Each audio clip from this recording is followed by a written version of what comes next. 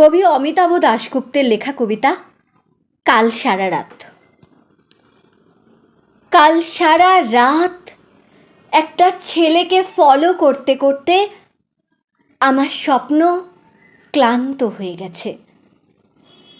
গোড়ালি ছেঁড়া পাজামা আর মভ রঙের পাঞ্জাবি পরা।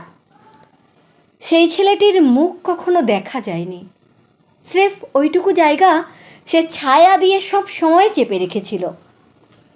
আর আমরা তো সকলেই জানি, কারোর মুখ না দেখতে পেলে তাকে নিয়ে কবিতা লেখা কতখানি মুশকিল। তবে ওই ছেলেটির ব্যাপার স্যাপারই আলাদা।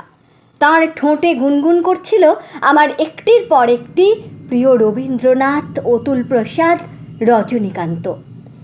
আবার তারই গলায় লিলি আগুনে ঝলসে উঠছিল আব মচল উঠা হ্যায় দরিয়া, হা ভাই সাবধান বড়িয়া তুফান। ওরা আমাদের গান গাইতে দেয় না।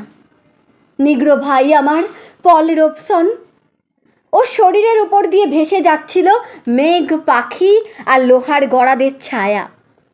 একটির পর একটি ফ্রেম ভাঙতে ভাঙতে শিকারি কুকুরের কালো দিগন্ত রেখা পেরিয়ে কি অবলীলায় চলে যাচ্ছিল ছেলেটি। গাঢ় জঙ্গলের বুক চেরা পথে গোয়েন্দার টর্চের মতো তার পিছনে ছুটতে ছুটতে একসময় চিৎকার করে উঠলাম, হল্ট!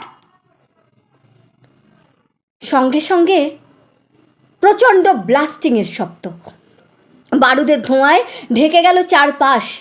পাহাড়ের কলজে ফাটানো গলায় সে গর্জে উঠল, আমি আসছি। অথচ কাল সারা রাত সারা স্বপ্ন চেষ্টা করেও তার মুখ দেখতে পাইনি আমি।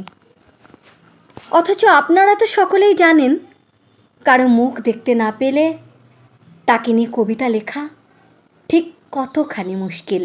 নমস্কার।